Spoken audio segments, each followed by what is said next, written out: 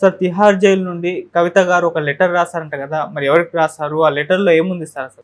ఆమె ఈరోజు యాక్చువల్‌గా వాయిదా ఉన్నింది. కోర్టుకొచ్చారు. కోర్టులో హాజరైన తర్వాత రిమాండ్‌ను మళ్ళీ 23 వరకు పొడిగించారు. సో, ఈ సందర్భంగా ముందే నాకు తెలిసి ఆమెకి బెయిల్ రాదని తెలుసు. రిమాండ్ కంటిన్యూ చేస్తారని తెలిసే ఉంటది. సో, అందుకని ఆమె ముందే ఒక 4 పేజీల లెటర్ రాసుకొనొచ్చారు. ఆ లెటర్‌ను మీడియాకి ఆమె అందించారు. ఓకే. ఆ లెటరు నేను కూడా చదివాను. ఆ లెటర్‌లో ఆమె మేడం జస్టిస్ అని సంబోధిస్తూ రాశారు. ఎందుకంటే rows avenue court judge Kaveri Baweja గారు.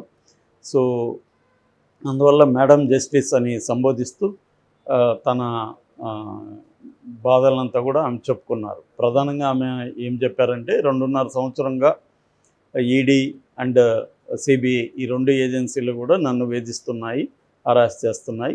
నేను అయినప్పటికీ కూడా ప్రతి విషయంలో కోఆపరేట్ చేస్తున్నాను. వాళ్ళు అడిగిన 4 సార్లు నన్ను విచారించారు. 4 సార్లు కూడా ఓపికగా నేను సమాధానాలు చెప్పాను. నా బ్యాంక్ అకౌంట్స్, నా బిజినెస్ డీటెయిల్స్ అన్నీ కూడా వాళ్ళకి అందించాను.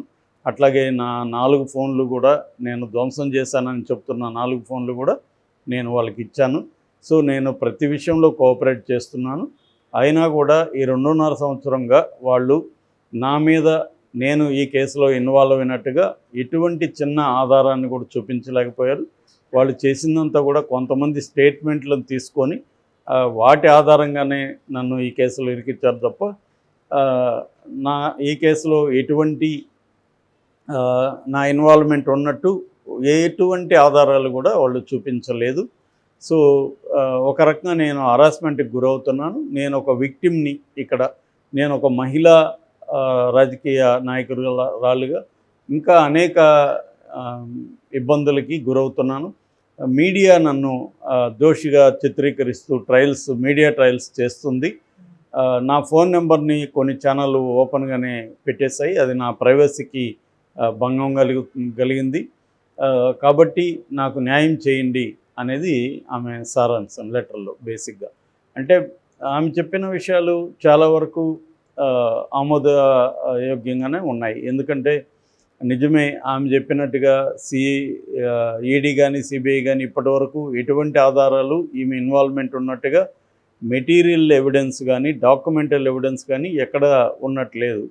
ఓన్లీ ఏంటంటే స్టేట్మెంట్స్ ఉన్నాయి. అవి కూడా ఆరోపణలు ఏంటంటే ఈడీ కొంతమందిని బెదిరించి టార్చర్ చేసి వాళ్ళ దగ్గర వాంగ్మూలాలు తీసుకొని వాళ్ళని అప్రూవల్గా మార్చిందన్న ఆరోపణలు ఉన్నాయి. సిబిఐ మీద కూడా మనం వివేకానంద రెడ్డి హత్య కేసులో కూడా దాదాపు నిందితులందరూ కూడా ఒక దస్తగిరి తప్ప మిగతా అందరూ కూడా ఇదే ఆరోపణలు ఉన్నాయి. అక్కడ కూడా కేసులు సిబిఐ మీద కోర్టులో కూడా కేసులు పెట్టారు, మమ్మల్ని టార్చర్ చేసి. చివరికి విట్నెస్ అయిన వాచ్మెన్ రామయ్య కూడా నన్ను తీసుకెళ్ళి కొట్టారు, నాకు అప్పటి నుంచి మతిమరుపు వచ్చిందని కూడా అతను చెప్తున్నాడు. అట్లాగే ఈ కేసులో కూడా దీంట్లో ఉన్న ఆప్ ఎంపీ సంజయ్ సింగ్ ఆరోపించాడు, భానుప్రియ మీనా నన్ను కొట్టింది, నన్ను టార్చర్ చేసిందని. అట్లాగే చందన్ రెడ్డి ఎవరంటే మన శరత్చంద్రారెడ్డి కంపెనీ అరబిందో ఫార్మా దాని అనుబంధ కంపెనీ ట్రైడెంట్ కంపెనీకి ఆయన CEO. ఆయన ఇదే భానుప్రియ కొట్టిందని, చివరికి అతను ఒక చెవి వినబడట్లేదని కూడా ఆరోపణలు వచ్చాయి. సో, ఈ విధంగా బలవంతంగా వాళ్ళని బెదిరించి కొట్టి చిత్రహింసలు పెట్టి వాళ్ళని అప్రూవర్గా మార్చి ఆ స్టేట్మెంట్ల ఆధారంగా నన్ను ఇరికిచ్చారనేది ఆమె చెప్తున్న ఇది. సో, అది ప్రధానంగా. ఆమె రెండవ ఆరోపణ మీడియా ట్రయల్స్. అది కూడా వాస్తవమే. ఆమె నేరం చేసిందా లేదనేది ఇప్పటికీ ఎవరికీ తెలీదు. ఆమె నేరం చేయలేదనేదే నమ్మాలి. ఎందుకంటే మన నేచురల్ క్రిమినల్ జస్టిస్ సిస్టమ్ ఏం చెప్తుందంటే, ఒక మనిషి మీద కోర్టు ప్రూవ్ చేసి కోర్టు తీర్పు వచ్చే వరకు ఆ మనిషి నిర్దోషిగానే నమ్మాలి. Unless proved otherwise every accused is innocent. So, అనేది మన బేసిక్గా ప్రాథమిక సూత్రం. ఆ రకంగా వచ్చినప్పుడు కవిత నేరం చేయలేదనేది ఇప్పటివరకు నమ్మాలి తప్ప నేరం చేసిందని మనం తీర్పు ఇవ్వలేం.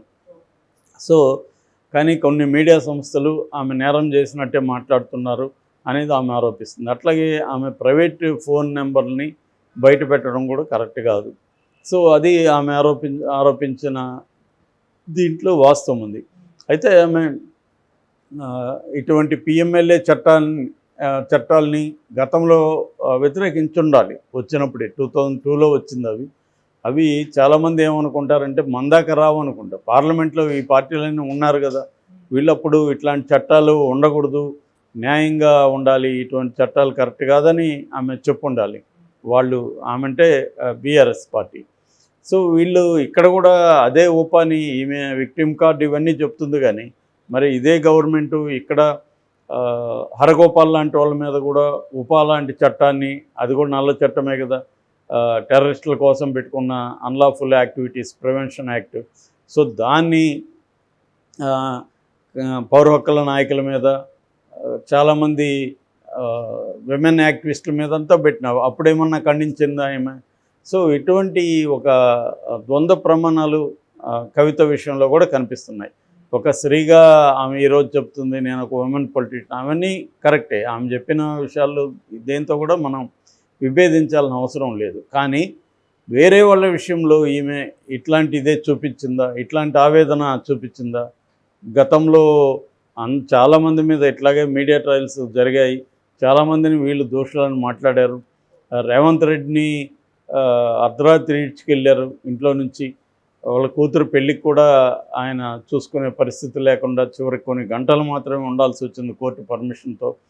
ఇలాగా వీళ్ళు ప్రత్యర్థుల్ని, పౌర హక్కుల సంఘాల్లో నాయకుల్ని, అనేక మహిళా సంఘాలని, అంటే ప్రభుత్వానికి వ్యతిరేకంగా ఎవరు మాట్లాడిన విద్యార్థి నాయకుల్ని అందరినీ జైళ్ళల్లో పెట్టారు, అరెస్ట్ చేశారు, కేసులు పెట్టారు.